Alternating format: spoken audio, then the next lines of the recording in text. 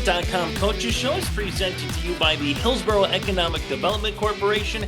I'm Chase Miller, and welcome to year number 3 of the YLEevent.com Coaches Show. And we got a jam-packed edition to kick off the season here for you here on the prep sports landscape. We'll start off with Kindred football head coach Eric Burgad in his second year as the head coach. What can he do for year 2 after the Vikings went 12-0 at the state championship last season in 11A? We'll hear from Coach Eric Burgad again coming up in just a few moments. Carrington football with head coach Kyle Smith. The Cardinals are going to be full-time members of YourLiveEvent.com here this season. Catch all their home games with Greg Grenz right here on YourLiveEvent.com. So we welcome them and head coach Kyle Smith to the program. Also, Hillsboro-Central Valley football head coach Joe Johnson will be joining us as the Burros open up the North Dakota prep sports football landscape on Thursday night in Grafton.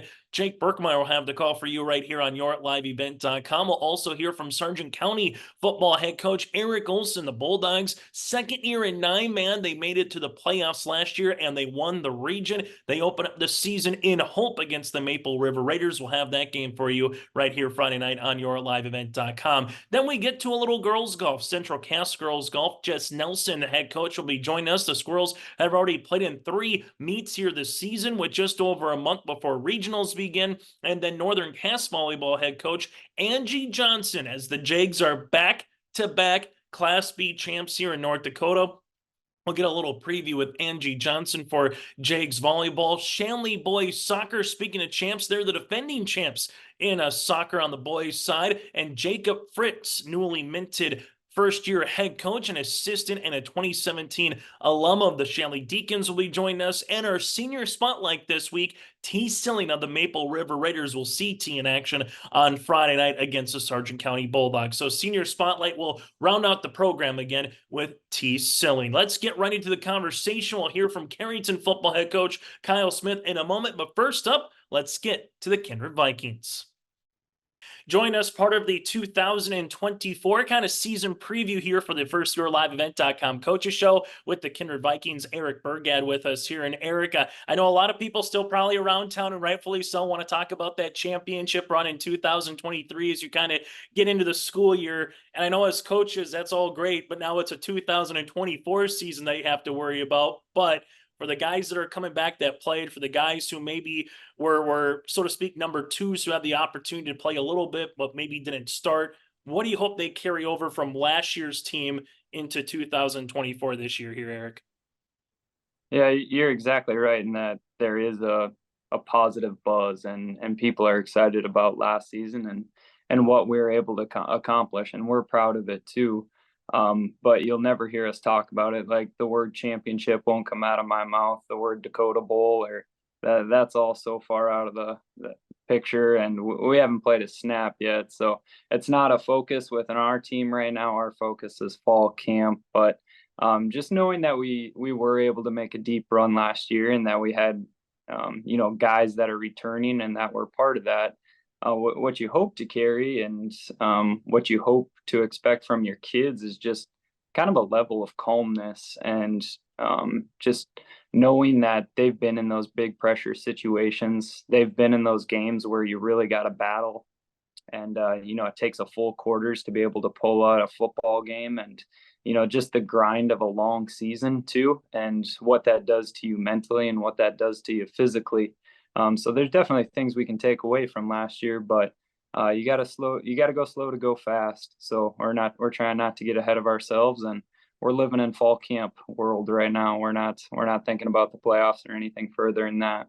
And the first 3 games, when you talk about towns, a lot of football lineage and heritage comes through there. Velvet Drake, Animus comes in, right off the bat. Obviously, the Aggies have been well known for football in the state of North Dakota. And then you go down to Wahpeton with the Huskies, and then you welcome in the Lisbon Broncos for a Region 1 opener in week number 3. And again, all those 3 teams have had success making the playoffs, doing some stuff in recent years, and obviously the history of North Dakota here, Eric. So what do you want to see from your club, the first game of the season with the Aggies coming up around the corner, and then just kind of carrying that into week 2 before you kind of get to that Region 1 stretch?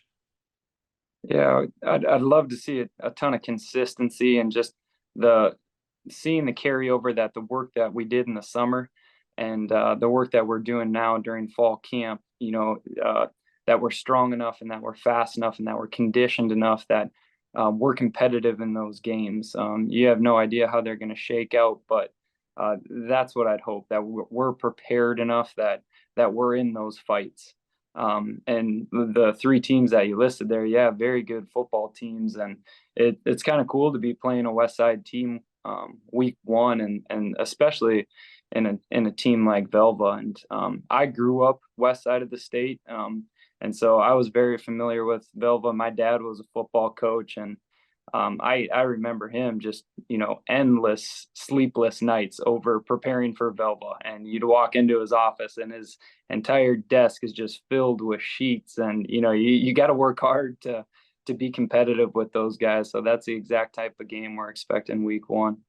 As you kind of go through here, the experience factor, as we alluded to, you got double digits coming back, when you have 22 rostered spots on offense and defense. I think it's about 14, 15 guys roughly, Eric, that are coming back. So I know a lot of people are going to talk about the line, and rightfully so, when you lose a couple of guys on the offensive line and someone that's a Power 5 commit like Riley Sunram. But with the experience coming back, what is it about the offense and defensive line, which when you talk with people, I know a lot of folks have talked about the skill players that Kindred has had in recent years, but it always goes back to the guys up front, either stopping the run, getting after the quarterback, opening up holes for those guys in the backfield. So what do you like about this year's offense and defensive line so far in fall camp? What I like is that our guys that are going to be playing this year, they've got to practice against those guys that you're talking about. And for a couple of years now, we've had some good offensive and defensive linemen that have really paved the way and made those positions cool. I think back to like the 2019 season, we had a really solid defensive end. His name was Ethan McKinney. And that's where I think things kind of started to turn, and kids are really hungry to play those spots. And you set a certain standard. Everybody sees how Riley practiced. They saw how Ethan practiced. They saw, going back even further now, like a Charlie Rieger. But all those guys were such fantastic teammates, competitors. And then on Friday nights, they just played at such a high level that it's noticed. It's noticed by people in the stands. It's noticed by our elementary kids. And so I think for our offense and defensive linemen coming into this season, that's a sought after position, and a position you want to play with pride. And they're doing a nice job now. Another position, and it's cool to hear his name and story after last year with Kylan Swenson. I know anytime someone gets nicked up or injured, you never know if it's going to be a week or a game or if it's a full season. But with him and his journey, Eric, how have you seen Kylan consistently grow? Because I know when folks got to see him on the basketball court, it was really cool. Seeing him on the baseball side of things this spring and summer was even better, seeing him flying around. But what has he brought so far to this Vikings club this season on the football field? Just like a ton of motivation, just to know what Kylan went through week 3 and how significant of an injury that was, and just the uncertainty of whether or not he was going to be able to come back. And it was awesome when he got cleared during the basketball season, but then you saw him move around and it's like, man, I don't know, is he going to be able to do this? But if you ever get to meet the kid, or if you know anything about the kid, you can't outwork him. And he is so hungry to be back on the field. And it took all winter, it took all spring, it took all summer for him to finally get into form. And we see that old Kylan in him now. And we're seeing him carry the ball during practice. And it's just, he gets our edge sometimes. And our outside linebackers kind of look around like, oh, okay, he's different. That's Kylan. We remember him. So he's doing a fantastic job. I'm proud of the work he put in. He should be proud of it too. And he's the guy that our team can rally around, no doubt. We're going to be some other playmakers. I know a lot of folks, rightfully so, just kind of Jake Starcevic fit like a glove, coming into last year. I know that was a question for a lot of media folks like myself, asking, how are you going to play him? Where are you going to play him? How is he going to fit into the system? But with Jake and Hunter Bindis and some of the other guys, Spellhog here, Eric, who are some of the other playmakers or senior leaders or guys that you're going to rely on early part of the season here? Yeah, and all you guys, those guys that you mentioned, they're huge pieces to our puzzle. And Jake gets it done, and Isaac just keeps getting better and better athletically and stronger and faster. Hunter's always rock solid. Hunter's been a starter on the defensive side of the football since his sophomore year, and just to see the work that he does in the weight room really start paying off as a senior. He was good as a sophomore year. He was rock solid his junior year, but I expect a breakout of him to play even better. And we got other guys too, names Brooks Baco and Sawyer Hess and Jack McDonald. They can all play too, and they got something to contribute. And Coach Starcevic, he's our offensive coordinator, and he does a nice job distributing the ball and just taking care of matchups and understanding, what a defense wants to give us and how we can expose it. So feel like we got a good number of weapons, and excited to see what those guys can do on Friday nights. Eric, take your team out of it, kind of across the state here in 1A this year. Who are going to be some other teams, early on the season when folks kind of scoreboard watch, so to speak, as fans or in their respective regions and towns? If a team's coming in, you might say, hey, go check out that team in person if you can, because they might be a pretty cool opponent. I know for you, it's game one about Velva, and that's all that matters at this standpoint. But who are some teams that you think have a chance to make a run once we kind of get into October and November? Yeah. Oh, that one you mentioned, Velva, definitely. I mean, I think they returned 4 first-team All-Staters all on offense, so they have some absolute firepower, and we're becoming familiar with them just on their personnel and how they attack offensively, and they're good. And we're going to have our hands full, and I expect that they're going to make a deep playoff run this season. Central Cass is always a really well-coached team, and kind of a tough, gritty, go after you type team. So they'll be right in there, and it's for the, it's always hard to say this early. There's a lot of teams with really strong tradition and with really good coaching. I think Killdeer is a team out west that might make some noise, and up north, Thompson and Langdon I think are going to be solid teams too. It's in Langdon, it feels like, okay, maybe this is the year where they graduated some kids and they're not going to be as good. But we've been saying that for the last 4 years. And Coach Krvachka is fantastic. He's always got his guys ready to go. So it'll be interesting to see how Single A shakes out. There's a lot of good teams. For the 2024 Vikings, what has been, sometimes you hear coaches say a rallying cry or something they want as a trait from their team. So what's something you want to see? I know we talked about consistency from the summer to fall camp throughout the first couple of games here, Eric, but what else is a trait or two that you want to see from your guys, win, lose, or draw, after a football game on a Friday night?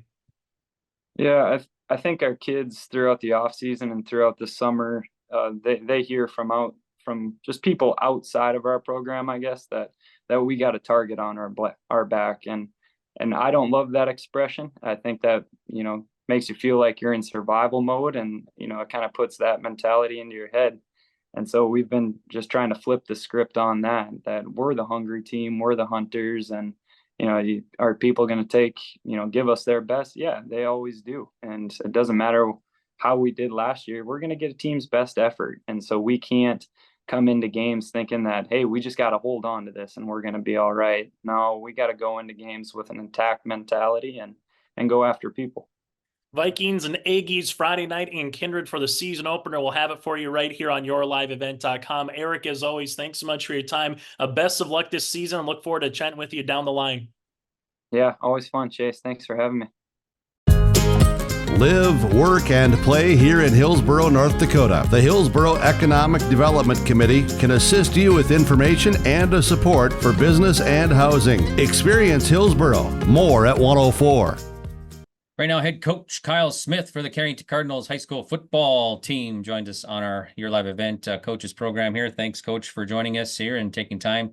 I know you got practices and, of course, the big game coming up this Friday night, very first game for the Carrington Cardinals for the 2024 season. We'll talk about that here shortly. But first, we always got to recap last year and what happened for the Cardinals. Finished 6-4 overall and made the playoffs, but lost to a tough Oaks Tornadoes team. So give us some of your thoughts on last year's Cardinal football team. I think last year we probably surprised a lot of people. We ended up finishing second in the region. I think people had us, the sports writers had us finishing anywhere from 6th to 9th in the region. So I think we surprised a lot of people, and maybe in some aspects surprised ourselves. But yeah, we finished 2 in the region, got a home playoff game against Oaks, and I think we gave Oaks more than they had bargained for too. We were just you take 5 offensive plays or 5 defensive plays, any one of those plays goes the other way, and we come out with a win maybe. So really proud of the year we had, and what that did is it raised expectations for this year. Okay, and then lost 8 seniors from that team last year, including a couple All-Staters too, right? Yeah, we did. It was a good senior class, not only talent-wise, but good leadership qualities in all those kids. Like I said, a couple All-Staters with Brock Jungles and Logan Winiger. Brock went on to play at Mayville State, and Logan is going to Mankato State to run track. A lot of other skilled kids in that class, some all-region kids. Grady Shipman, Jackson Schaefer was all-region. Carson Ova was all-region. So we got a lot of shoes to fill, but we got some very capable kids back. Okay, let's talk about those returning starters. You got your starting QB coming back too this year, right? Yeah, really, Josh is kind of a 2.5-year starter. He kind of started halfway through his sophomore year too. Josh just gets bigger, faster, stronger, smarter every year. Good decision maker. And the nice thing is last year he developed a passing game. His arm is strong enough now where we can be a threat with the run and the pass. And Josh can use his legs and his arm effectively. Other starters we got back, Corbin Clifton, an all-stater at linebacker, plays an offense running back for us too. McCade Zink was an honorable mention all-region kid. He's back, probably taking the move from wide receiver to our running back position. Ryder Bickett, our tight end, Ryder was a key player for us last year. Game 5, I believe it was, he broke his collarbone, and he was a big force on the offensive side and defensive side. I think our point production went down 10 points a game when he got hurt. He was just that much of an impact player. He's back and healthy. Dylan Bachmeyer started tackle for us. He's back. So we're pretty happy with the kids we got back. And then Cody Otto. Cody was a starter at tackle. He made a move to guard this year and looks really good in practice. He's worked hard to improve his strength and speed. And so we've got 5 or 6 starters back, a good core, and then some other kids that are capable to fill in around them. Give us some goals for Cardinal football for the 2024 season. Well, like I said, making the playoffs last year, that's an expectation now or a goal. And our goal is to get one of those 4 playoff spots.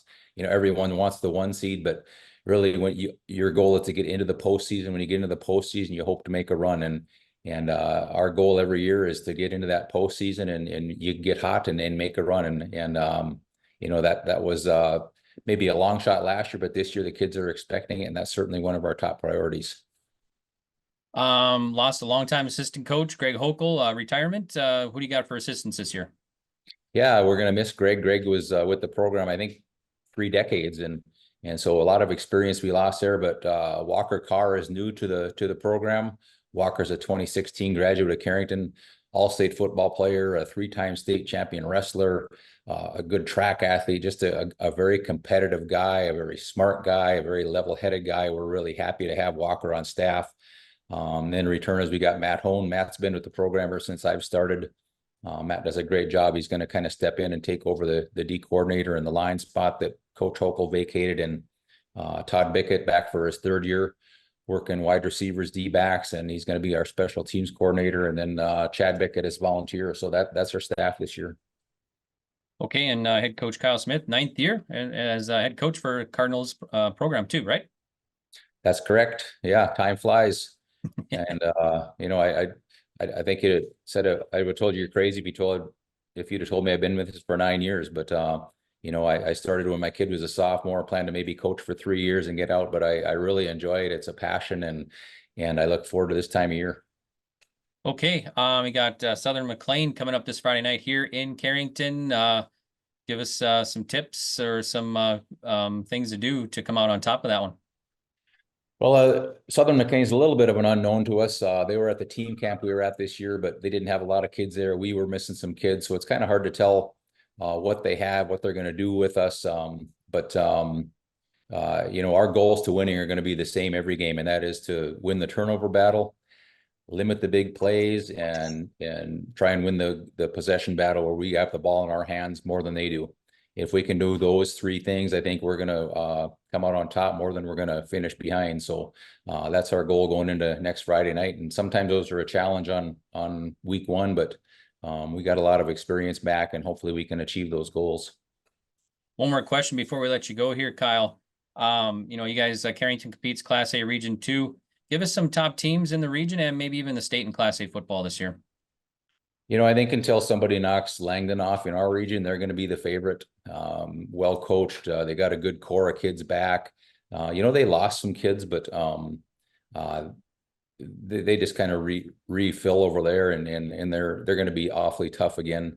And then you look at us and Harvey and Botno and Grafton. All of us lost some key pieces, but all have some key pieces back. Rugby and Park River kind of struggled last year, but they hardly lost anything. They're going to be in the mix. So I think it's going to be a dogfight for those 4 playoff spots in our region. Otherwise in the state, you look at that Region 2 down there, that's a tough region with Lisbon, Castleton, Kindred, Thompson's joining that region. Out west, I know Velva is just a perennial powerhouse. I'm not sure what else the West has. Dickinson Trinity was really good. They're typically good, but should be a lot of parity in our region and throughout the state this year, I think. Okay, we'll let you go. Thanks so much, Coach Smith, for joining us here. And we'll have the game right here on yourliveevent.com live from Carrington as the Carrington Cardinals kick off their 2024 season against Southern McLean. We'll be on the air 6:30 and 7 o'clock kickoff. So good luck in that game. And thanks for joining us, and good luck in the rest of the season. Appreciate it. Thank you, Greg. You bet. Treat yourself to a great career at American Crystal Sugar Company. Team up with quality people making quality products. Full-time and year-round in a stable business. With great pay and benefits, including time off available from day one. American Crystal Sugar Company invests in you to promote your continued growth and career advancement. Grow your career doing your best work within the world's best beet sugar company. Apply online today at americancrystalcareers.com. Growers, prepare your fields and yields against the wet conditions for 2025 and beyond with a drain tile project from Chad's Excavating out of Mayville. Drain tiling will improve and increase your yields and land values for years to come. Chad's Excavating provides free, detailed estimates, and with over 40 years of combined success, they provide professional installation and service. Call Chad today to prepare for your future and any questions that you might have. That's Chad's Excavating out of Mayville, helping farmers grow. We welcome Pastor Joe Johnson, head coach for Hillsboro-Central Valley football, as they get ready to get the season underway with the first game coming up here on the 22nd. And Pastor Joe, thanks for joining us here. We're excited to be back. What's the excitement here to be back here for year 2 with you and the coaching staff? Yeah, thanks, Jake. We're excited too. Obviously, a long off season and a lot of hard work and doing all of that off season prep. That by the time August rolls around, we're ready to be on the field and playing football. So we're excited about it, and we're anxious to get going. Let's talk about that off season right away, then, since you bring it up there. And just what were some of the things that were done? Some of the camps, the workouts that kids were doing here to get ready for this year. Yeah, so, one of the things that was a target area was just overall strength. And so we've got a couple of former NDSU players on our coaching staff. And so they've been in communication with Coach Kramer, the strength coach at NDSU, and helped design an off-season workout program for us. And so we've had guys in the weight room all year. We've had coordination with the other Hillsboro-Central Valley coaches so that we're doing a little bit more of a unified workout so that kids aren't feeling like they have to choose between a football workout and a basketball workout or baseball. But we're coordinating those sports together so that that strength program is the same for all of those coaches. Because a lot of our athletes, of course, are multi-sport athletes. And so that's been a part of our off-season work plan and workout routine. We also have had team workouts. So we're getting everybody into the weight room at the same time so that we're encouraging each other, building that sense of camaraderie and teamwork throughout the off-season. That's different than what we had last year. Obviously, we were a new coaching staff last year. And so a lot of the off-season was spent just putting together our system, trying to take pieces of a few different different systems and put together, figure out how it was that we were going to coach. And, you know, and even just assembling that coaching team took most of the off season. This year we had 9 months to prepare, which was very different than the couple of months that we had last year. Certainly camps, kids have been going to camps. And like I say, we've been doing weekly workouts as well. And like I say, everybody was ready to get on the field and start playing together and preparing for week 1. You touched on a question that I had here for a little bit later, but we'll bring it up now. You talk about the coaching staff, entirely new coaching staff last year, going into year 2. What were some of the things that you worked on, developed here to be ready for this year? Yeah, so when I was hired, I knew that was going to be the deal. Was you know, that previous coaching staff did a great job. You know, we know every one of those guys. All of us were already in the community that became coaches, so we knew that was going to be one of the big tasks right away. Was getting the right people empowered and in place. And what a great group of coaches. Trevor Kittleson, a lot of people know him from the wrestling program, a great coach, great guy. He's our defensive coordinator. We've got Gary Suker, who is our offensive coordinator, a teacher up at Central Valley, which, as you know, Jake, it's just really nice to have teachers as coaches as much as possible, because they're trained educators. And of course, football and all extracurricular activities are a part of the education system. So that's always a focus for us, is that this is about education. This is about young men and raising young men to become good human beings and good people. So keeping our eyes focused on that. Coach Suker is our offensive coordinator. Of course, Nick Preston, he's been a part of a couple of those. Well, I think he's got a total of 3 or 4 state championship rings between football and basketball. Alumni of HCV as one of our lineman coach. A couple of guys that played at NDSU, in Andrew Grothman, who of course was a fullback at NDSU, had a great career as a player, a lot of football knowledge. Getting him on the coaching staff was huge. Works with our linebackers and running backs. And then Brian Schatz, having him on board, was a defensive tackle. He has 5 national championship rings from NDSU, and Andrew has 3. A winning spirit among all of those guys and experience. We're thrilled this year to have Sam Rieger joining our coaching staff. Sam played, he grew up in Lisbon, played football at Valley City, did his student teaching last spring here in Hillsboro. Now we have him on that coaching staff working with tight ends and defensive ends. Great to have him on board. He's a science teacher at the Hillsboro High School. Having a teacher in Central Valley, having a teacher in Hillsboro is a really good fit for us. To answer your question, going into the season last year, we knew the football knowledge was high among those guys. But putting 6 guys together and trying to make those systems work, of course, there's a few unknowns going into it. And I couldn't be happier with how this coaching staff works together. Like I say, a high football IQ and learning how to work together, learning how to teach those concepts to kids so that it can be implemented on the field. Couldn't be happier with those guys, and thrilled to get our entire coaching staff back and then add Coach Rieger to that mix. Great that everyone's back there on the sidelines or up in the booth there. And as you said, with Coach Rieger joining as well too, and helping to lead a team. And last year, a pretty young team, a lot of underclassmen playing some big roles here, and now growing through the offseason too. And what are we looking here as far as the biggest changes there for the team from last year to this year? Yeah, so we've got a good group of seniors this year, and we've got some key players returning in some key positions. Like you say, several of those players were young last year, having another year of maturity, the experience, the learning in the off season.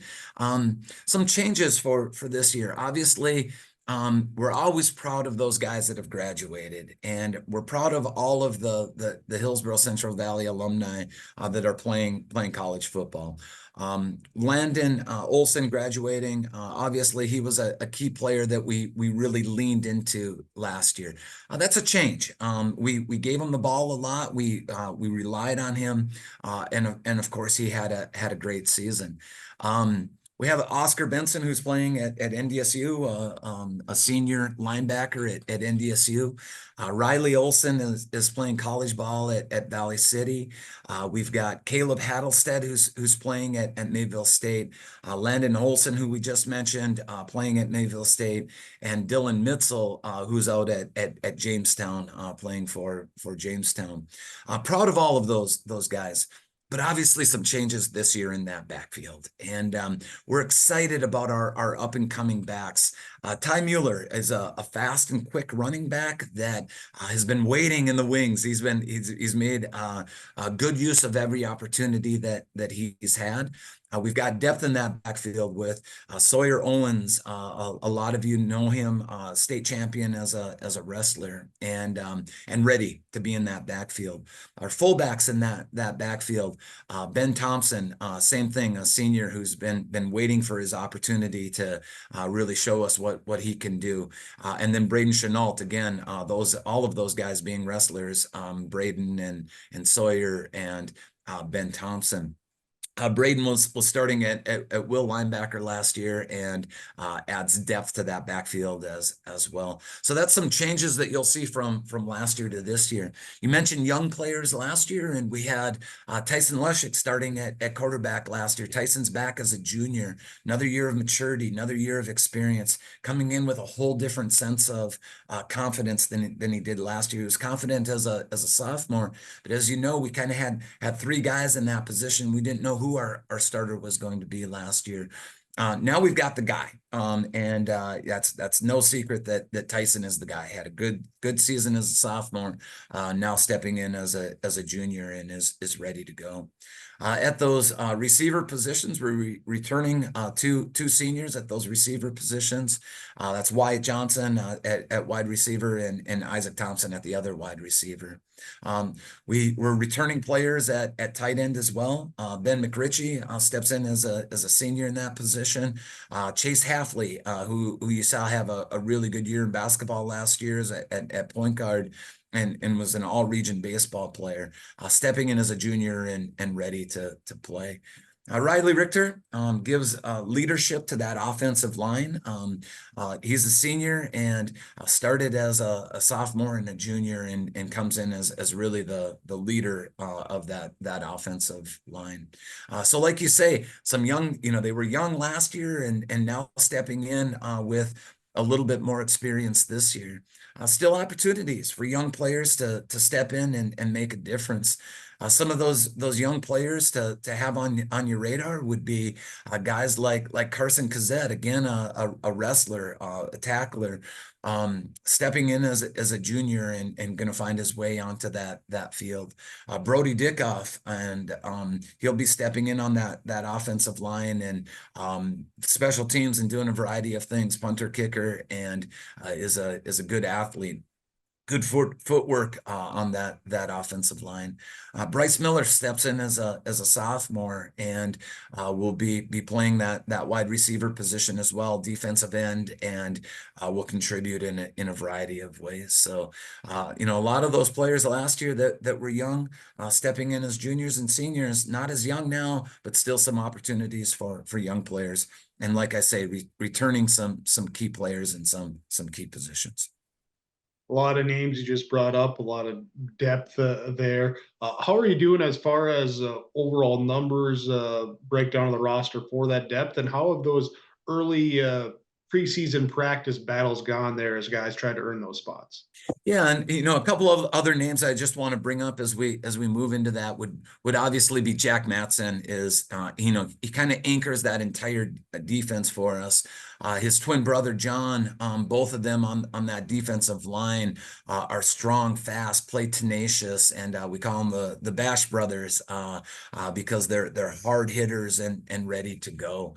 And so, yeah, thinking about how players step in, you might have to repeat that question again, Jake, because I jumped back to the previous one. What are you looking for in this question? Just the breakdown of the roster as far as total numbers. Yeah, overall numbers. Yep. Yeah. Got it. Thank you. Overall numbers. So obviously graduated. This is a part of high school football, right? Graduate and then who do we have coming in? Our overall numbers are a little bit lower than what we've been seeing on the roster the last couple of years. We knew that with this freshman group coming in, that it's a small group. There's only 4 of them. One of them is injured, so we only have 3 freshmen that are playing. That's how high school football works, and some of those numbers get adjusted a little bit. We're thrilled about the guys that we have there, and that's what we focus on, is who's here and who are the guys that we have to work with. And so our roster is right at 40, which is a great number for schools that are our size. And we've said many times we'd rather have 40 guys committed than 50 guys and having 10 who aren't. And so there's just a good morale on the team. Some of those intangibles that you can't necessarily put your thumb on exactly what it is that feels good, but we're seeing commitment from guys. We're seeing hard work from guys. Now, does that translate into wins?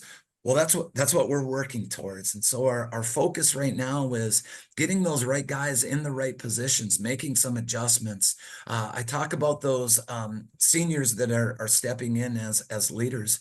That junior group is a talented group, and it's a competitive group. And so getting some of those players in the right positions, there's some adjustments that we're making there. Carson Cassette would be one of those guys, trying to find the right position for him to get him on the field, not just for this year, but also looking ahead to next year as well. So it's a position that he knows well and has learned well. Bryce Miller, as a sophomore, played tight end last year, and now we've moved him to wide receiver, making some of those adjustments in the depth chart and trying to figure out how do we get our best 11 players on the field and in a way that it makes sense. And so overall numbers, really good. Feel good about that depth chart. We've got 17 sophomores on the field and on the team. Again, a talented group, a lot of linemen in that group. Who's going to step up and be ready to play varsity this year? And those are the questions that we're working through right now, Jake. With guys stepping up, what are the goals, the expectations for this season? Our first goal always is about improvement. The team has selected, we always have seniors, as you know, select a theme for the year.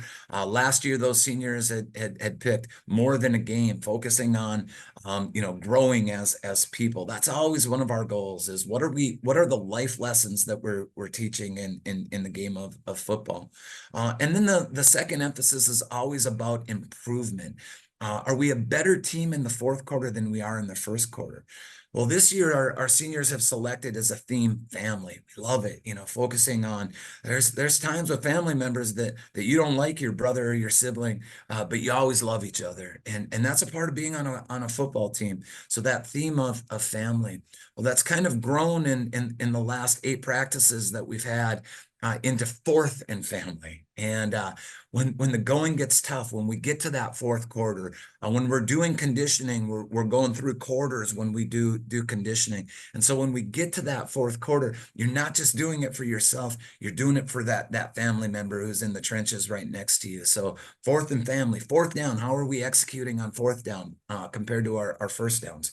How are we executing in the fourth quarter compared to the first quarter? So that's one of our goals, is always about improvement. Are we better at the end of practice than we were at the beginning of practice? Are we better at the end of the week than we were at the beginning of the week? And then moving into games, obviously, are we better in the fourth quarter than we were in the first quarter? Now, of course, a part of varsity football is always about wins. And so everything that we're doing, we're trying to work towards winning football games. It's varsity football, that's a part of it. And we play to win. We play with a tenacity and intensity to win football games. Also, as you know, Jake, this is a tough region. We've got a tough schedule. We've got tough teams that we play. and we're excited about the opportunity to compete, and we're going to give it everything we've got. So those are our goals. First of all, are we becoming better people? Second, are we improving as a football team? Are we improving as individuals? And then, of course, we're focused on we're going to do everything we can to win football games. As you said, tough schedule. Starts Thursday night in Grafton against the Spoilers. What do you want to see from this roster there for game one? Yeah, so again, all of our prep is prepping towards game time, and all of those things that are a part of our program. One, execution, being sure that we're clear about what plays are, what assignments are. That's all a part of football camp, and what we're doing right now is learning and taking in a lot of information. Being second-year coaches, all of our returning players, of course, are working with a foundation of knowledge of the system and the program, which is a whole different deal than last year.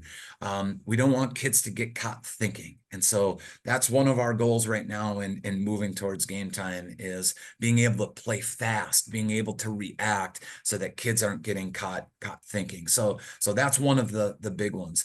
Moving into game time, obviously some of those focuses are getting stops, making big plays at big times, not giving up big plays.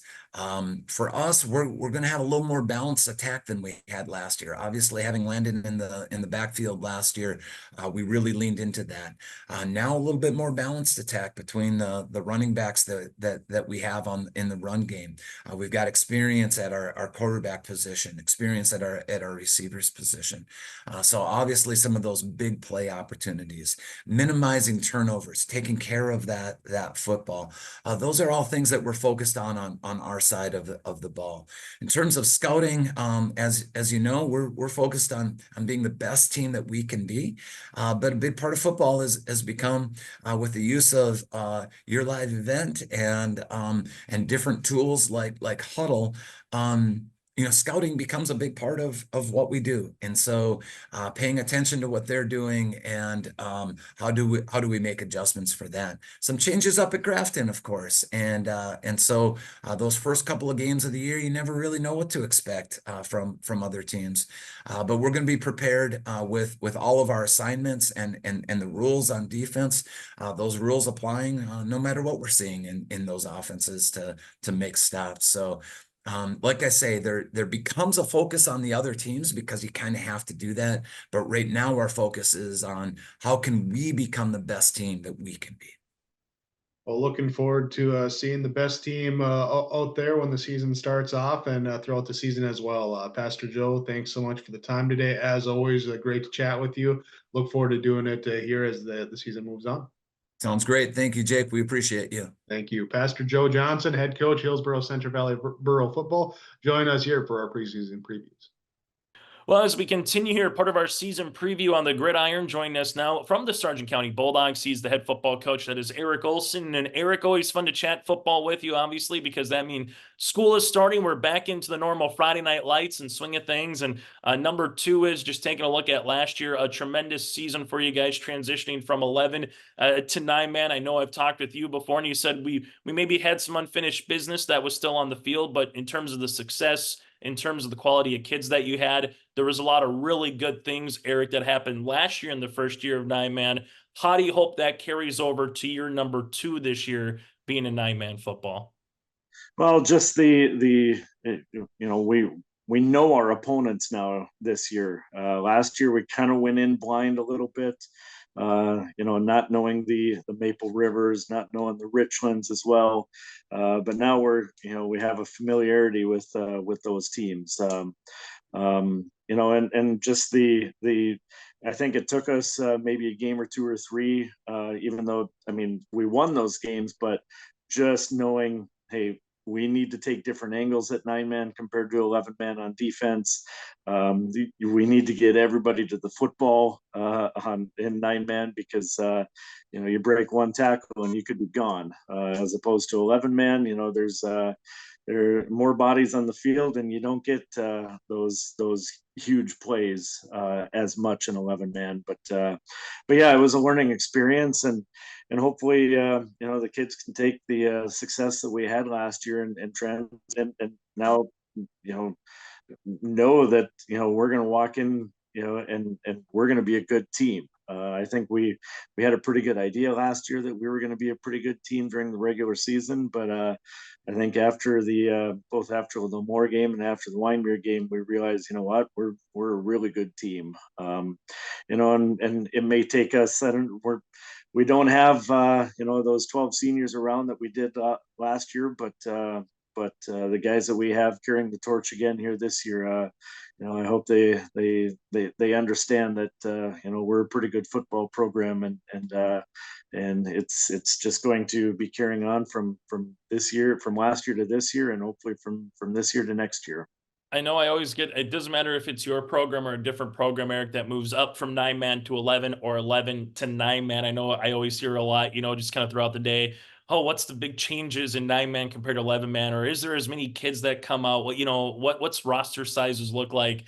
Was there a big change for the kids after playing a couple of games, or was it football is football? 6-man is great, but everyone's eligible in 6-man. 9-man is like 11-man, just with 2 less players, and obviously the space and the gaps maybe be a little bit bigger once you get to the outside. So did you hear a lot from the kids last year as a coach, Eric, on this is a lot different, or hey, after we went out there and played a game or two, it's kind of feels just like it was 2 years ago when you were playing the Oak Groves, Northern Cass, Kindreds of the world? It still comes down to blocking and tackling. If you can block, especially up front, if you can create movement on the line of scrimmage, you're going to have success. If you can tackle an open field tackle, and that's maybe a little bit more pronounced in 9-man is the open field tackling, you're going to have success. And like I said before, I think the biggest thing is just the angles that you have to take, and just getting used to how much the more space that you have in 9-man compared to 11-man. But it still comes down to playing football, and you need to have athletes, and you need to make plays. So I guess I didn't hear a whole lot of that. As a coach, I probably think too much into some of the little things of what's going to lead to success, but blocking and tackling is what it all comes down to. Your region awfully good this year. There's only 5 teams, but 5 programs that all have had success in 9-man football or in football in general over the last 5 years or so. I remember Tri-State Mayport CG put up 70 points in a game up at Mayville State 9-man, which feels like yesterday. But you got Tri-State, you got the Warbirds, which was a great rivalry game for you two to finally get on the football field and play each other again last year, Eric. Obviously, Hankinson is no slouch when it comes to football and what they've been able to do. And then Lemoore Litchfield Marion every year, they just seem like they're back at it again with maybe some new faces. So when you take a look at your region and just the state in general, who are going to be some teams that outside of your own, if you're a 9-man football fan, that you should say, hey, if this team's coming to your town or they're going to be close to your neck of the woods, go on and watch them play? Yeah, as far as our region is concerned, I think it's a pretty quality region. I think there will really be, a team or two that's a pretty good team that's going to be left out of the playoffs with the playoff format here this year. But you start with Lemoore. They got better as the year went on last year. I think if we would have played them at the end of the year, it wouldn't have been the same outcome as us playing at the beginning of the year against them. Their younger kids really grew up and developed throughout the year. So I think they're going to be the team to beat here this year.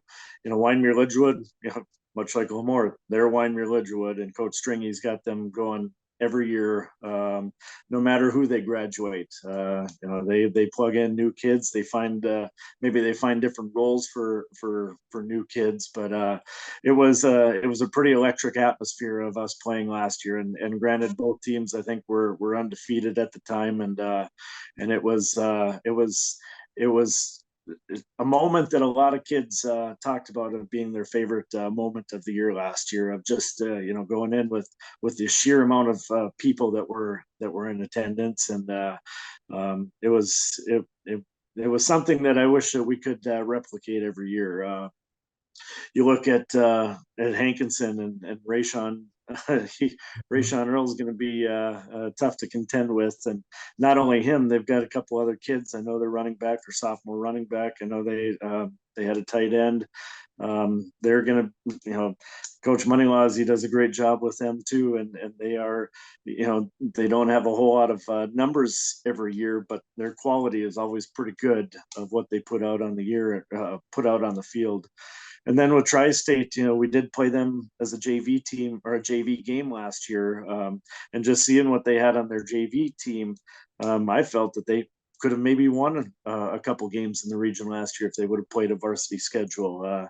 And we played a really good JV game with them, and it was, a lot of the kids that we'll see on the field here this year for our team that was playing against them. So I think we have a pretty quality, pretty deep region. But when it comes to around the state, you got to figure, that probably the same names as what you've heard in years past. And Rockford Cheyenne had a great season last year, ending in the was it the semifinals? It was to South Border, and they bring back a good amount of players from that team. And West Oak Newburgh, you got to see them at the State B tournament and what Walker Broughton is able to do as an athlete.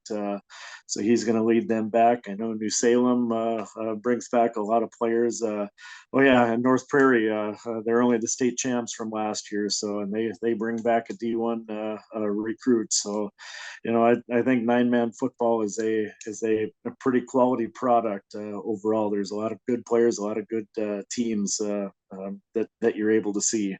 Yeah, we go from that to some of the guys in your team here, Eric. Marcus Matthias, let's talk with him. Colin Olson, Robert Munn, just some of those guys right off the bat here, Eric. What do you hope that those three players in particular just kind of provide this season for Sargent County football? Well, the nice thing, with some of our games last year, it was decided by halftime, so we were able to get a lot of kids, a lot of playing time last year, even against up against varsity competition. And Colin Olson, Robert Bund, those are two guys along with Marcus. Those are going to be our three guys on the line, and they've all got starting starting assignments in years past. Marcus has been on the field since he was a freshman. Robert was on the field as a sophomore. So all those guys, we're going to rely on their experience up front. A few of the other guys that we haven't talked about, but guys that were on the field, Wyatt Degenstein is a senior wide receiver and cornerback. He got a lot of time as a sophomore, and relieved some kids last year when we needed to. We probably won't have the depth that we had last year. That's something that us as coaches are going to have to continue to work on. But having that experience that they had last year, that's going to really hopefully have a lot of benefits for us. Ryan Ing, he's a state place winner in wrestling for the Lisbon Broncos the last couple of years. You look at him and body wise, he's not a big kid, but he's efficient with his tackles, with his runs. And Logan Bope is going to be another one, a tight end, defensive end, that's going to make a lot of plays here for us. We just got to keep everybody healthy, and we're excited about the season. Final thing for me, Eric, just a trait. What's something that you want this 2024 Bulldog team to be remembered for? Win, lose, or draw. I like to ask coaches this, throughout the season, whether it's a 10-0 club or a team that's, transitioning with whatever particular reason. What's a trait, though, that you want to see from this team, on the football field and Friday nights when folks are watching on your live event, when they're coming out to games in person? What do you want people to take away from your football club this year, Eric? I think more than anything, just toughness. Having a group of guys that are wanting to compete and willing to compete, no matter what the score is, whether you're up 30 or down by 30. I want our guys to be competing every rep, every play that they have, and carry themselves with some toughness and not back down if the going is not, if things are not going our way. And if things are going our way, to to carry ourselves, professionally, and yeah, enjoy the success, but act as if you've been there before, and celebrate that success. I mean, these are kids that are playing the game; they should be celebrating. But just you know what, we as a team, we had the 4 senior captains. They came up with character traits that we want to kind of have define us this year, and it was they came up with integrity, accountability, persistence, and grit. And I think if we can kind of carry those 4 traits, and have the younger kids learn what those traits really truly mean, I think hopefully we can have a positive season no matter what no matter where we're sitting at in the standings at the end of the year. First game of the season this Friday up in Hope. Come on out. If you can't make it in person, we'll have it for you on your live event. 6:30 pregame. We'll hear from Eric as well, part of our pregame conversation then. Eric, as always, thanks so much for your time. Best of luck this season. And hey, got a couple road games before you welcome the Patriots into Sargent County area for your first home game in week 3. We look to have that game on your live event as well, so looking forward to it. All right. Yes, we're looking forward to it too. And thanks for all you guys do with your live event, Chase. Appreciate you guys. That again, Eric Olson, head coach for the Sargent County Bulldogs. There's more at 104. Hillsboro, North Dakota has everything you need on your next road trip. Food, fuel, fun, and family-friendly activities. Stop by and fill up your tank or grab a bite to eat. Have a blast at Goose River Golf Club, the swimming pool, or one of our beautiful parks. There's even ice skating and cross-country skiing. Take in the sights or stay the night so you don't miss a thing. Experience Hillsboro and see why there's more at 104. Sharing our heritage, sharing our future. Choosing the right bank for your financial needs can be challenging with the many choices available. Dakota Heritage Bank is pleased you're interested in knowing more about what they can do for you. The Dakota Heritage Bank community bank setting is a strong advantage they have over larger, less personal banks. Customers are more than account numbers. They are friends and neighbors. Working together, Dakota Heritage Bank, member FDIC, equal housing lender. As it's now time to get to the golf course here. Yes, it's football and volleyball and everything kind of else season, but it also girls golf. They've already had 3 meets for the Central Cass Squirrels. Is crazy to believe we're a month away till the regionals. Joining us now is Jess Nelson, the head coach for the Central Cass Girls Golf Club. And Jess, let's start there. Girls golf, I always talk with the athletes and the coaches, and it always goes by so quick. But the nice thing is you come from the summer where you're getting on the course, you're getting some rounds in, and you go right into the season. So that's the good news. And you've had 3 meets so far. 1 got postponed later on in Hillsboro to later this month. But the 3 meets, practices, how has everything gone to this point so far, just for your program? Well, yeah, you are so right. We're very lucky. We got to play golf all summer. Hopefully all the girls play golf all summer. But yeah, it makes it much easier to get into the season. We started at home in Castleton. One would think that should be some of our best scores, but never. Our girls never play good at our home course. So we started kind of rough, but we got third. And second tournament, we got third. And third tournament, we've gotten third. The good news about that is we've come down in a lot of strokes every single tournament. So we have a bright season ahead if we keep dropping strokes like that. And I remember talking with you earlier this year, every year it's different. Some years you bring a veteran savvy squad that has 2-3 years of varsity experience. They're the seniors now. Other years we got a lot of freshmen, sophomores, maybe a hint of a middle school or junior high, however you say that in vocabulary. So for someone that's new to Central Cass Girls Golf this year, what does the makeup, so to speak, of the squad look like this season just for your club? I don't even know what the word veteran means when it comes to our squad because we are young and that is fun. We have no seniors. We have no sophomores. We have a handful of juniors, a lot of freshmen, a lot of 8th and 7th graders. So the scores that we're bringing in as young as we are means we have a really bright future. Yeah, we're excited. And as you go from there, how much is it just, physically getting on the course, physically some of these girls seeing how a varsity tournament kind of goes, seeing how the whole day plays out? How much is just, getting on the course, getting that experience before you get to September 23rd and that regional, then obviously try Oh, to go to state, from there? all of it, all of it. Experience is everything. So we're trying to emulate that in practices. We are lucky to be able to bring extra JV players, extra varsity players to some of these meets to get some of that experience, shake some of those nerves off, So yeah, it's all experience. I mean, plays a big role, big role. And you've had two girls that have already qualified to Yeah. move on already, three Yeah. 3 rounds in, so to speak, and you had your first state qualifier. So let's just kind of start there on the individual side here. Jess, who are some of the girls that have already qualified for state from your program? Yesterday we had Kenley Tope and JC Verkeelen qualify, and their smiles were ear to ear. Fun to see. I truly believe we're gonna have more. We're gonna have more. Yeah. A lot of PRs, even though they weren't qualifiers yesterday, especially pretty much everyone on the team PR'd yesterday. I think they all brought their game faces. Let's go specifically with Kenley and starting there. Just what does she kind of provide to the club this season? What have you seen from her on the individual side? Kenley is just a steady Eddie kind of she just is cool, calm, collected, always easy to count on. And watching her scores drop has been pretty exciting. Yeah. Same question kind of with Kenley. What does JC kind of provide to the squad this year?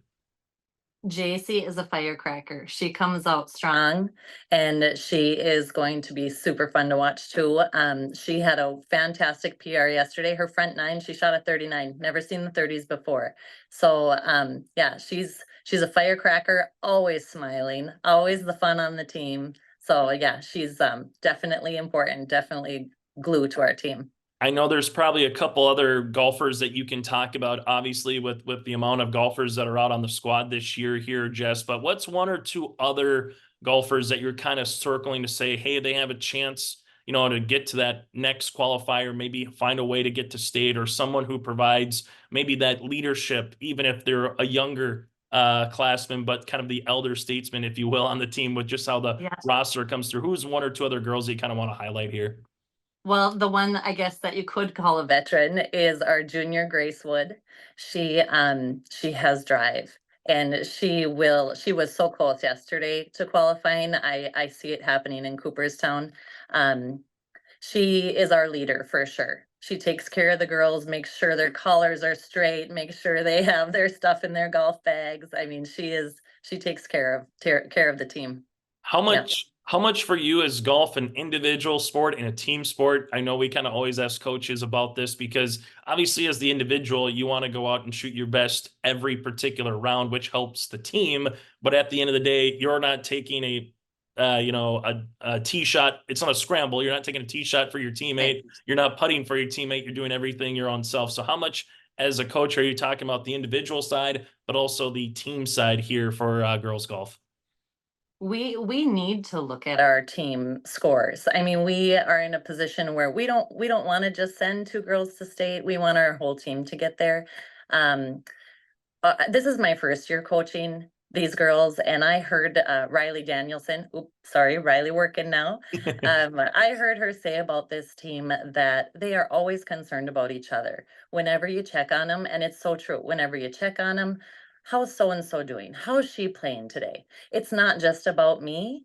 And that's really, really fantastic. It's great to see them wanting to make sure that they as a team can get up there in placement too. What's a trait that you're looking forward to over the next, umpteen rounds that you're going to have? It's going to go fast and furious. And before you know it, September 23rd and the regional is going to be here just over a month from now. But what do you want to see from your squad from Cooperstown to when you get to Fargo for that regional over the next month time frame here, Jess? Well, it's silly to maybe talk numbers, but just last week I talked to my girls. I talked to the 6 for sure, and I said, let's just get everybody to break 100. So then this week they not only broke 100, we had 2 in the 80s. So now I think I'm just going to say, let's get everybody to break 80. No, that's asking a lot, but yeah, we just need to have a goal to shave a few more. We're really, really focusing on skill, skill shots, when we're at practice, not necessarily just going out and playing holes. We are focusing on certain skill, and if we can shave those strokes from the 100 yards and in, that's where it's going to be. Yeah. I was just going to ask the next question. I always like asking coaches this question. When someone comes up to you, maybe it's a first-time golfer or someone who's maybe done a little bit, but they've never played organized, so to speak, golf before, and they ask, what's the toughest shot on the course? Is it, reading the greens? Is it trying to hit the fairway off the tee box, whether you're using, an iron, a wood? Is it the 100 yards, 50 yards in? Kind of where do you want kids to start with learning the game of golf to kind of, feel comfortable with a certain shot on the course? Just what would be the one shot that, all golfers, so to speak, should kind of know once you kind of get into that competition and that play? Well, I was going to answer this in two different ways, but first I'll say, honestly, I feel like it's that 100 yards and in, maybe even 75 yards and in. But right away, I initially wanted to say it's that 5 seconds that you hover over your ball when you're going to putt and you get in your own head. No, that's probably the toughest. It's so hard when you see someone playing well and then all of a sudden it turns into a 3-putt at the end of the hole, so putting that 75 and in, that's what we're going to focus on for the next couple of weeks. Yeah, the short game for sure. I think that's what Tiger Woods and a couple of golfers have always said. No, the short game, because people can hit it there. It's about getting in the hole from that standpoint. What have you enjoyed most so far just coaching? Again, there's been practices. You've been on the course with these girls for 3 rounds so far, 3 tournaments, and you're going to have like I said, it's going to be fast and furious here the next couple of weeks now that everyone's back into school and back into routine. But what have you enjoyed most so far this season with Central Cass Girls Golf? Well, I always joke with people when they ask me about coaching, I say, oh, I'm not a coach, I'm a cheerleader. I mean, that's not really true because I, of course, am working on skills too. But it is most important to me to see those smiles on their faces, because if you're not having fun, you're not successful. You got to have the smiles too. So that's what I enjoy most. It's going to be a lot of fun. Hopefully the weather holds up for you guys. I know the 80s is always fun, but sometimes September can be a little interesting with rain and weather and the whole 9 yards. So that's okay. Bring it on. Bring it on. There you go. You get the experience either way, as we kind of talked about earlier in the interview. Jess, thanks so much for your time. Best of luck on the course this season. And we look forward to talking with you and seeing you down the line. Yeah. Thanks, Chase. That again, Jess Nelson, the head coach for Central Cass Girls Golf, will continue after this. Live, work, and play here in Hillsboro, North Dakota. The Hillsboro Economic Development Committee can assist you with information and support for business and housing. Experience Hillsboro. More at 104.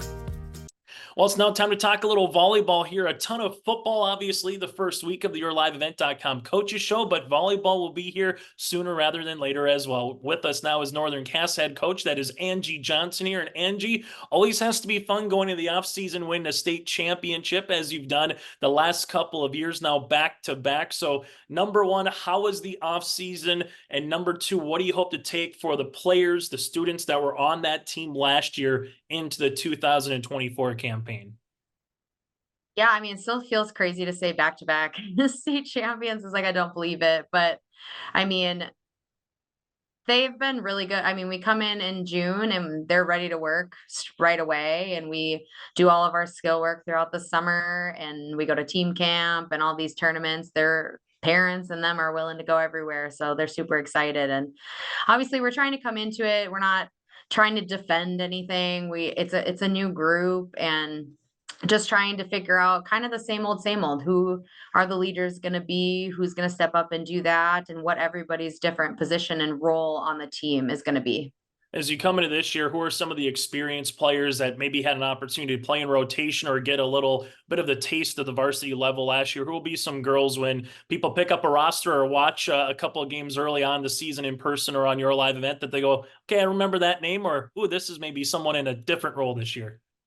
Yeah, so starting with the seniors, I mean, we have Hayden Crockett. She played outside and right side last year.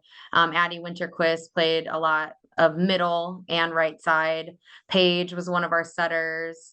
Lauren Johnson played kind of everywhere in the front row, wherever we needed her to. And then Tess Shelbert was our libero last year. As you kind of go into that part, who are going to be some leaders as you go into this season? Because I know the last couple of years we've talked about a Hallie Crockett, a Josie Jensen, an Ellie Lucas, a Noelle Erickson. I mean, there's been so many players that played multiple years for you, Angie, and it's kind of the same this year. There's some girls who got to play as underclassmen that are seniors now at the varsity level. So who will be some players that you kind of look to rely on early on in the season here as we get going in late August, early September? I kind of rely on any returners for sure to be those leaders on the court. They've been out there, and no matter what their leadership style is, I know we've had those conversations throughout the summer too, trying to figure out what kind of leader they're going to be, because I don't need them to be like a Hallie Crockett or a Josie Jensen. They need to be themselves. So obviously, Hayden and Addie and Paige being the seniors, that the returning seniors, and whether it's, I know Paige is a little bit more quiet, so I know she tends to lead by example a little bit more, which is great. And she's just a great person to watch when you need some energy on the court. And then with Tess and Lauren being juniors too, I think that helps in that junior class, bringing that experience as well. So just kind of both the seniors and junior class, but anybody that's returning, just really relying on them to take care of those underclassmen, take them under their wing, and just kind of get them relaxed when we step onto the court. Final year of 2 classes before it becomes 3 divisions here, Angie. So kind of the swan song, if you will. I know you're formerly a Fargo North Spartan, so to speak, playing, but then you've got your coaching tutelage here with Northern Cass. So what are you going to miss most about 2 classes, or what are you looking forward to most about 3 divisions? I'll kind of let you go either side of the aisle here, Angie. Mine, it's like kind of what I'm looking forward to and what I'm ready to get rid of is like the same thing of what makes it special for Class B is like when you win that region, you're going to state, you're the only one from that region to go to state, which is super special, which I think is going to be a little bit different. And it's going to take a little bit to get used to, especially some of these girls that have grown up with that. I think once this generation is graduated, I think that's just what the new norm is going to be. But just that you feel extra special when you win your region and you make it to state. But then also, I like that you don't have to win your region to make it to state. So you can finish second or third and still have that play-in game and make it to state. Because I know there's been past years too where we've had a lot of talent in Region 1 and we've made it to state, but we know other teams in our region are very similarly skilled to us and other teams throughout the state too. So I think it's going to be a good change. There's a lot of players when I looked at last year's all-region team, a good chunk of seniors that were on it, not just on your squad, but across the region. So as a coach, it's kind of getting ready for the season. Is it a lot of familiar faces? Is it, okay, there's a couple faces, but then I'm not sure who everybody else is going to bring? How do you kind of look at it when you kind of scout early on the season here, Angie, of what Region 1 is going to provide for talent on the court with the opposition that you're going to see every night? Every team has, those 1 or 2 where you know who they are and you got to be prepared for them. But other than that, you just kind of go in blind, to be honest. Which is okay. We'll see them in the Fargo North scrimmage here in a week, and then we'll see them in our tournament or early on in the season. I think we play, Oak Grove, Central Cass, and Kindred kind of in that first month. So it's just going to be a lot of, obviously watching them, scouting, but at the end of the day, we just have to do what we need to do on our side of the court. It doesn't matter what the other team does. What's a trait? I know it kind of evolves as we even talked about the last couple of years. Doesn't matter if you're bringing back a fresh, all starting 6, or you bring back 3 of the starting 6 from a year ago. What is something early on this season, Angie, that you want to see from your team before you kind of get to those, dog days, if you will, of, early October before you finally get to that postseason play in November? We've talked a lot about the summer and even this first day of practice, just making sure that we step on the court and we are controlling what we can control. So our attitude, our effort, things like that. A lot of girls are going to have to step up this year. We've had that talk too about how many people in those leadership roles that we've lost, and that kind of took a lot on last season that now these girls, which they're very capable of doing, I have no doubts that they just need to kind of figure that out, hopefully earlier rather than later, but it's going to be a process. And so just trying to figure all that out going into the season. I think I asked you the same question last year. Do you talk about last year's championship? Is it a brand new slate? How do you kind of go about it with this year's group of players coming on the court here, Angie? talk about it. I mean, the banner's hanging in the gym, so that's super fun to see, and we can look back at that. But like you said, and I said it last year too, like that's awesome. That will always be a memory. We will always be able to say that we were state champions, obviously back to back, but now it's a whole new season and it puts an even bigger target on us, to be honest. So just being ready for that and just kind of taking everything one day at a time is what we usually preach in our gym. And obviously we're working towards that. That's our ultimate goal, but we have so many steps along the way that we need to do first. I know there's a lot of stuff, and one of the final questions that I'll ask you, does it put a little bit more emphasis on it being the last year of two classes that you want to be that last team that wins that region? Because I remember a couple of years ago talking with some folks in basketball on the girls and boys side. Once they got to that region tournament, they all kind of said, hey, you never know what's going to happen 5, 10, 20 years down the road. But right now, this is the last of that two-class basketball. Is there a little extra motivation, do you think, to say, hey, no matter what happens, let's try to win another region title and really go out with a bang with what you guys have done in the region the last couple of years here, Angie? Maybe for the girls, I think just because, like you said, I didn't grow up in the Class B world, so I might think differently if I was a Class B athlete, but maybe for the girls, but I think we're just approaching it like we have our first goal, and that's obviously what it usually is we want to do well throughout our region, all of that, make it to state, all of those things. And it doesn't matter if it's the 2-class system or the 3-class system, you got to win when you need to win. And so that's what we're going to be focusing on all season. Final thing for you, Angie, take your team out of it. Who's a team or two, whether it's in Region 1, across the state, who are going to be some teams that you're like, you know what, come November, they might be a dangerous team, or they might be someone that, you know, if you're fortunate enough to get to state, that you might have to get through?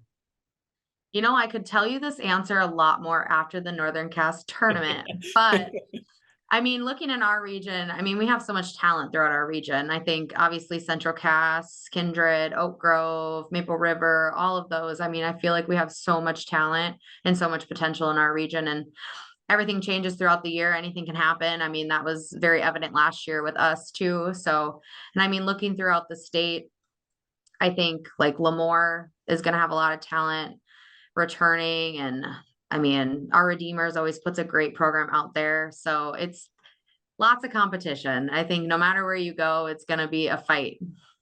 Going to be a lot of fun. That Northern Cass invite again kind of really kicks things off, if you will, for the Jags. It'll be over Labor Day weekend at Northern Cass. So come on out and watch some good volleyball across the state of North Dakota in our own backyard. Angie, as always, thanks so much for your time, and look forward to seeing you sooner rather than later at a volleyball court near you. Sounds good. Thank you. That again, Angie Johnson, head coach for Northern Cass. Hi, this is Jim, and along with Bernie, we're inviting R&J Broadcasting Incorporated listeners to join us on a tour of the Hawaiian Islands, February 22nd through March 3rd. The Big Island will be part of this trip, while taking in the breathtaking views of Oahu, the Big Island, and Maui. Enjoy the perfect balance between scheduled activities mixed with personal leisure time. Visit holidayvacations.com, keyword RJ to learn more about this tour, or call 888-557-1020 for a free brochure. Don't be fooled by that beat-up old cap. Its faded crown represents the tireless work of America's farmers and ranchers. Its sturdy brim, their dedication to providing our nation with a safe, affordable food source. So we'd like to tip our hat to them. Farmers Union Insurance, protecting those that protect America's food source. Visit with Ryan Opdahl, your local Farmers Union Insurance agent in Hillsboro. On the Coaches Show, our inaugural Coaches Show for the 2024-2025 season, taking a look back a little bit at last year going into this year as we're chatting with the first-year head coach of the Shanley, Fargo Shanley boys soccer team, and Jacob Fritz. And Jacob, first of all, congratulations of sort to being moved up to the head coaching role, and kind of walk us through the experience as an assistant last year on the run to the Deacons' second state title in school history. Yeah, thank you.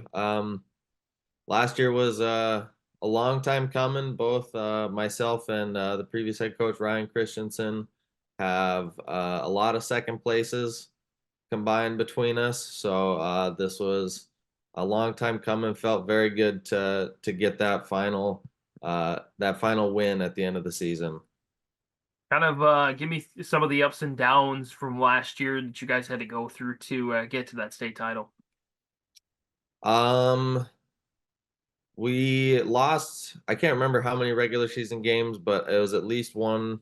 So there were some tight games, a lot of tough competition. In the EDC, there's never an easy game. So the boys did great. We had a very big senior class that been working on that since they were 8th graders coming in. So I give all the credit to the players. They were all just incredible. The desire to win was there from day one. It was amazing to see. Kind of introduced yourself a little bit to us as a first-year head coach, kind of how long you've been in the Shanley soccer program and how you got into soccer and moved up to the coaching side of things. So I was a player at Shanley. I graduated in 2017. And so I played under Ryan Christensen, the previous head coach. His first 2 years as a head coach were my last 2 years as a player. So I played under him. And then after I finished college, I came back to coach with him. So I've been his assistant for, I want to say, 4 years now. So then this is my first year taking over. So I know what to expect. I know all the guys on the team. So I know some of the coaches that are still there. So it's not totally new. Definitely has been helpful being an assistant before moving into this head coaching role. Of course, for the team every year, the goal is to get to state, win a state title. Of course, the goal this year, get back there, win it again, I'm sure. What are maybe some goals that you have individually as a coach or your coaching philosophy, your coaching take on things? Kind of walk us through that. Yeah, the team goal every year is always going to be to win state. I mean, if you're not trying to win everything, then I think you're not doing yourself justice. You're not doing the kids justice. That's the goal every year. Personally, I don't have any like personal accolades I'm chasing or anything like that. Any game wins, any amounts like that. I coach because I really enjoy it. I love doing it. It's something that I every day look forward to going to practice, going to the games. So as far as personal accolades, anything like that, there's nothing that I'm chasing.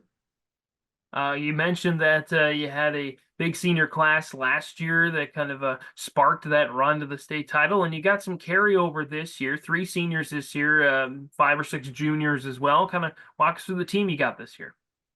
Yeah, so lost 14 seniors, between 8, 9 starters. So lost a very, very large chunk of our team. We've got 3 seniors, one of which played, I think he said 75 minutes a game last year, which is every minute but 5 per game. So he's got plenty of experience. He's one of the captains.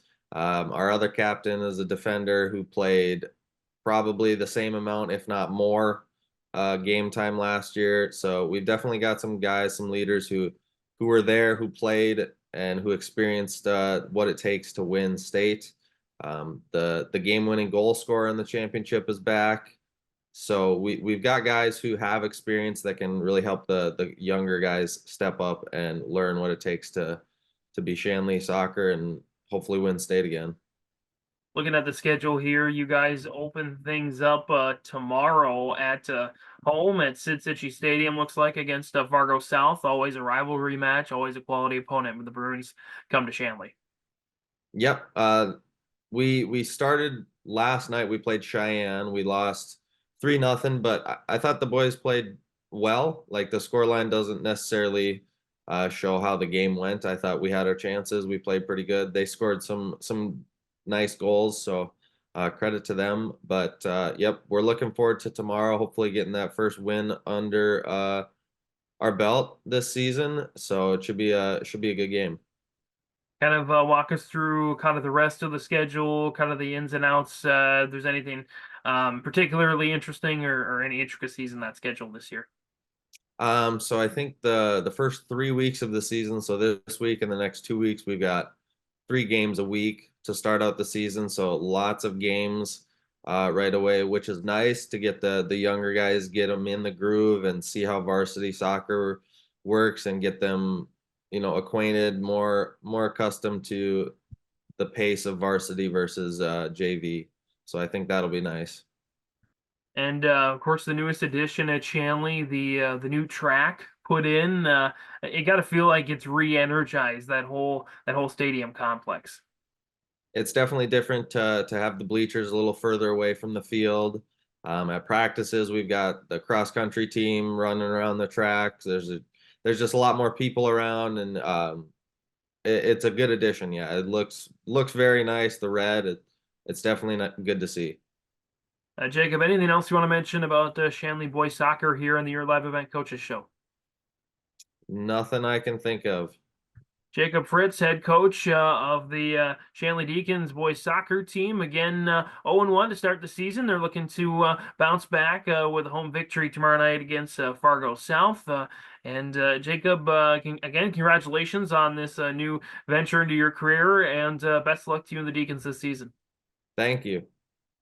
Welcome to our YourLiveEvent.com Coaches Show Senior Spotlight. We started it last year, and now this is going to be the first chapter, if you will, here of 2024-25 school year. And join us here as a senior this coming fall with T. Sylling with the Maple River Raiders. And T, always a fun time of the year to talk football and just kind of get back into the swing of things. What are you most looking forward to, whether it's in the classroom or on the football field, so to speak? What are you most looking forward to here your senior year?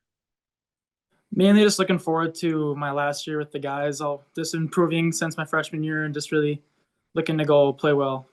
Yeah, you've kind of been through the Maple River co-op now. Crazy to think it's 1, 2, 3 years as this kind of has gone on. So how have you seen the team grow from, that first day that you guys all came together to kind of where you're at right now here as a program here, T? I've just seen kind of more of a bond shown, more of a strengthening of a bond between me and my coaches personally. And I just really think that the relationship we have is pretty strong now. You got a good region for 9-man football. You open up the season Friday night going up against the Sargent County Bulldogs. Against Sargent County or anybody, what do you hope that people see when they come out and watch the Maple River Raiders? What's one thing you want them, win, lose, or draw, to kind of take away from the program this year? I hope they see how determined we are and to win, and just see how much work we've put in. Have you ever been scared by that cannon that goes off after a touchdown? I know the first time I went up there calling a game, I heard the cannon go off. Does that ever scare you, or are you looking forward to, once you get in the end zone, getting a little extra oomph, if you will? Mainly looking forward to it, because when there's no wind around, the smoke kind of lingers and it makes kind of a cool effect on the field. Yeah, without question, that little bowl kind of area without question, when you get a couple of touchdowns going there. When you kind of go from football now to basketball, T, a few months down the road, the old Raider Dome, it's still there, but you're not going to be using it for varsity. So what's the feelings like from the old Raider Dome to what the new, Raider Activity Center is going to be like once you get to hoop season? I just think it's an awesome facility. We're really, really lucky to have it. And I'll miss the Raider Dome, miss the atmosphere, but I think the new gym will be pretty sweet. I think some people have probably already asked you, have you dunked or hit a three-pointer yet when you've had some open gyms in the new facility? Have you loosened up the rims a little bit here, T? Yep, I have. Yep. Does it feel a lot bigger? Does it feel different since you've been in there? Or does it kind of, okay, once we get some practices and once we have some, gym and stuff of that nature, does it feel like it's just part of the school as it's been there for a while, or does it still feel pretty new to you? It still does feel pretty new, but now that we have the bleachers in, it doesn't feel as big. You know what I mean? As we go from there to kind of just more of a personal stuff and get to know you, what's one school subject, or what's a subject or two in school, or a class that you enjoyed the most at Maple Valley?